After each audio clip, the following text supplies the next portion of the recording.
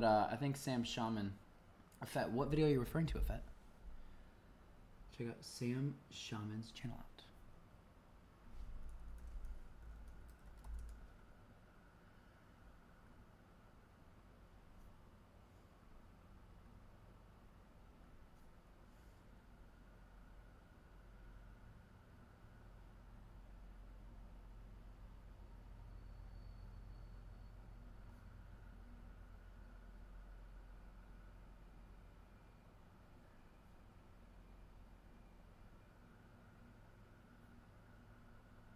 Like yeah. Well, what specifically you need to understand? Here, ask me. I'm here. That's well, with the deity of Christ, like I need a better explanation. That's all I wanted. Yeah. Like, well, be more specific.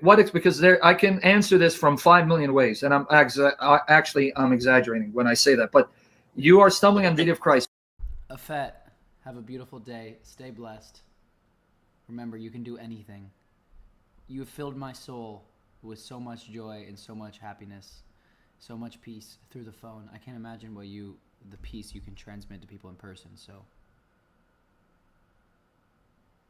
God bless. Keep being you.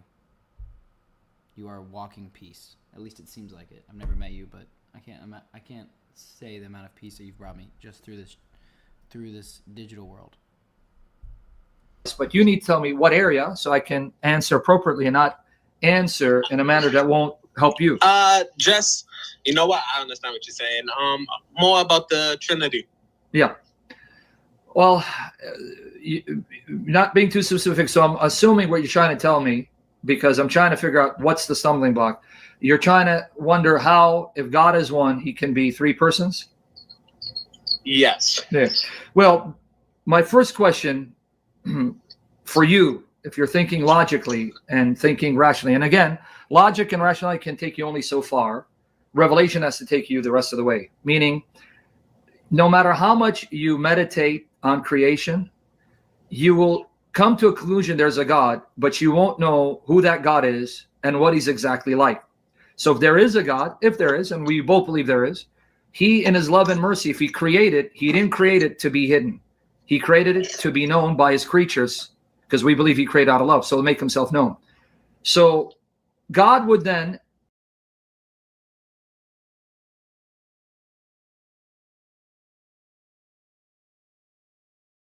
in his love need to reveal who he is, what he's like. So when we talk about the Trinity is something that God has revealed about himself. Where people get tripped up is because there's nothing in creation that's identical to the Trinity. It doesn't make sense to them how, if you're one being, you can be more than one person. But now let's question that.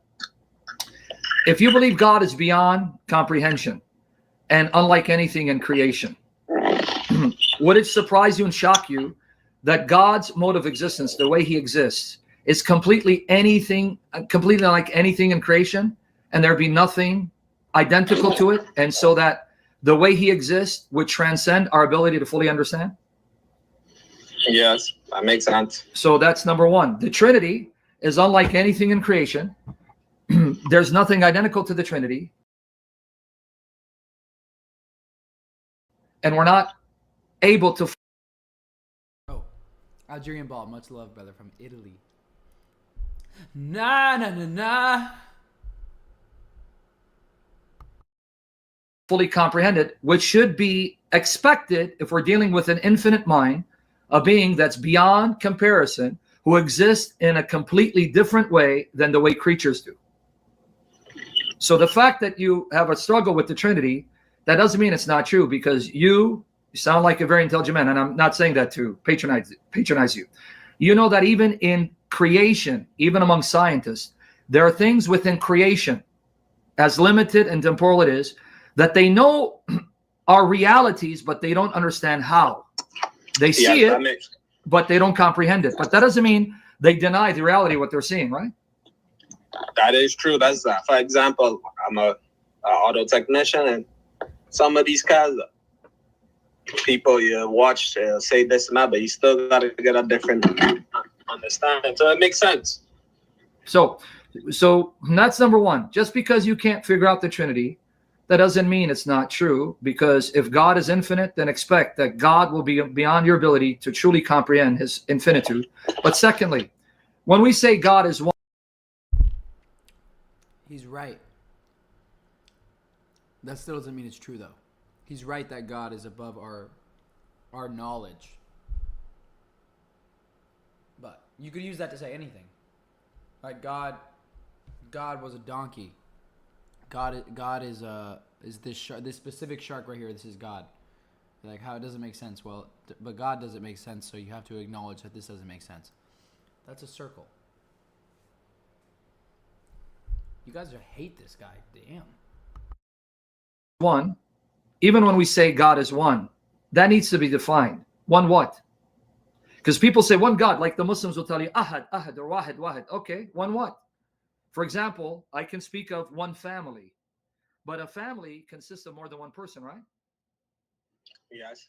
I can speak of one nation, but a nation consists of millions of people, right? Yes. So even when I say one what? What do you mean by one? You mean one numerically, so that two comes after one? Do you mean one in his essence, one in his being? He's one community. So that in itself doesn't tell me what it means for God to be one. That's the second thing. Didn't we just read earlier today that Jesus says God is one in the Bible? This don't make no sense.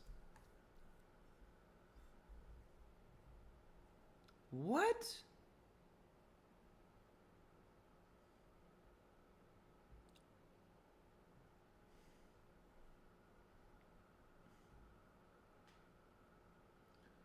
What?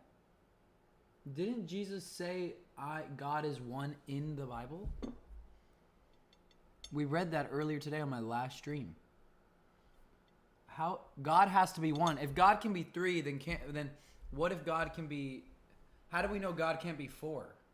How do we know God's not going to come again? And then there's going to be more debate. And it's the endless debate. The only way to end all of the debate is to say God is one. God is not physically here.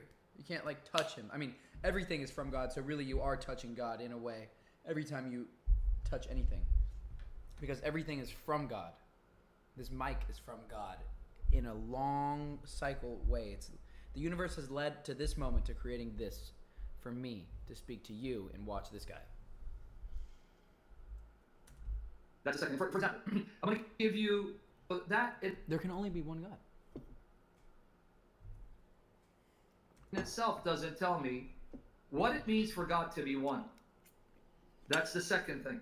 That's the second. And for example, I'm going to give you analogies that are not identical to God, but analogies from creation. You're in your car, right? Yes. Okay, that's one car, right?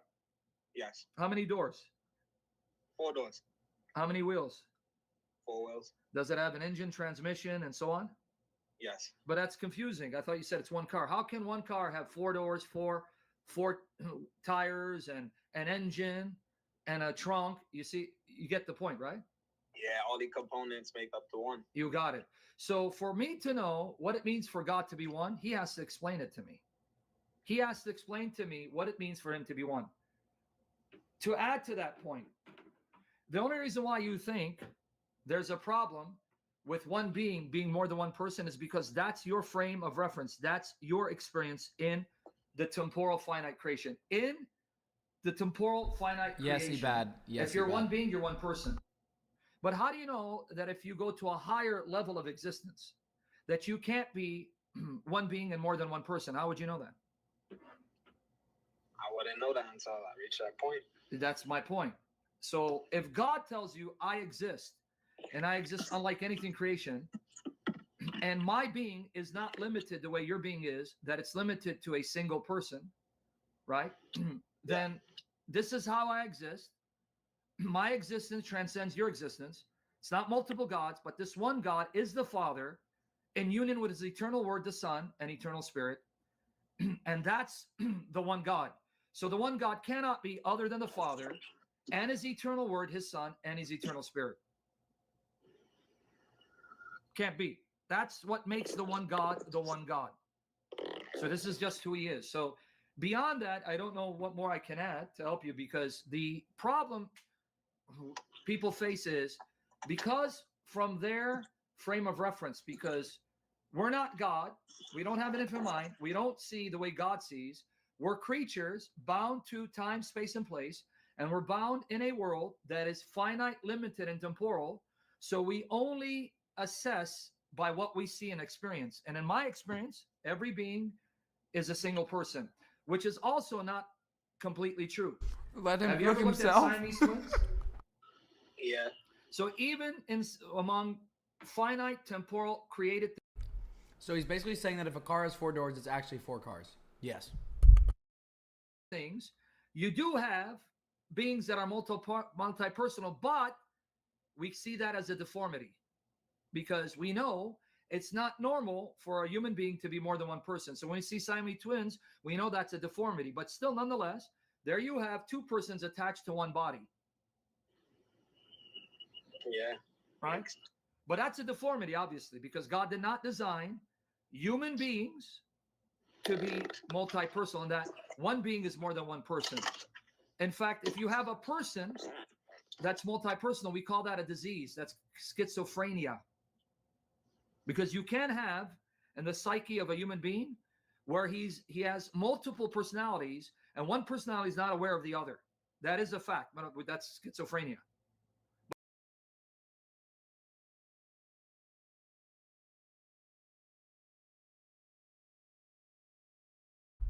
I have schizophrenia. But that too is a deformed, that's a defect, right? Yes. So is that clear? Yeah, it make perfect sense to me. Now I have a better understanding. And now let me give you a final example from Scripture, even from finite temporal things, the creation of man. Not that God is identical to physical beings, because he's not a physical being. He's not bound to time, space, and place. And we don't say there's a male and female in the Godhead. So we don't have God the Father and Goddess the Mother, right? Yeah. But in creation, God said, let us make Adam in our image after our likeness. But then it says, Adam is them. Let them have dominion over the world. I'm summing up the passage. So here he says, I create Adam. This Adam, he is in my image. But then he says, this Adam is them. And Genesis 1:27 tells us that Adam is male and female. The male and the female together are the one Adam. And in Genesis 5 verse 2,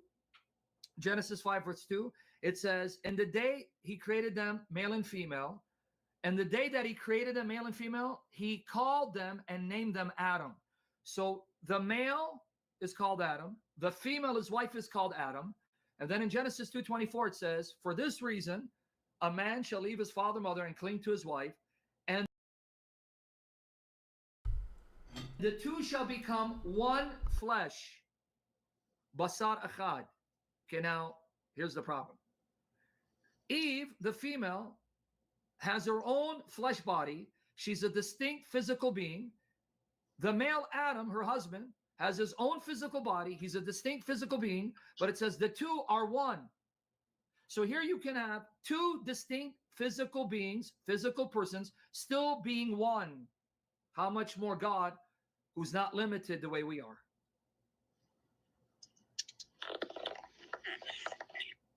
Yep. So now what problem could we have in saying, well, I don't know, I can't figure out the Trinity. So what? You can't figure it out. There's a lot of things you can't figure out in creation, but you don't deny their reality. The most important question is not whether you can figure out the Trinity, it's whether the Trinity is true. And how do you know it's true? Well, if God is real and he's revealed himself, we now need to see where he has revealed himself and then take him at his word. And I believe that's the Holy Bible, God's perfect words, perfectly preserved. And there in this book, that's the word of God, I am told the one God is the Father with his eternal Son and his eternal Spirit. And the one God cannot be other than the Father with his eternal Son and his eternal Spirit.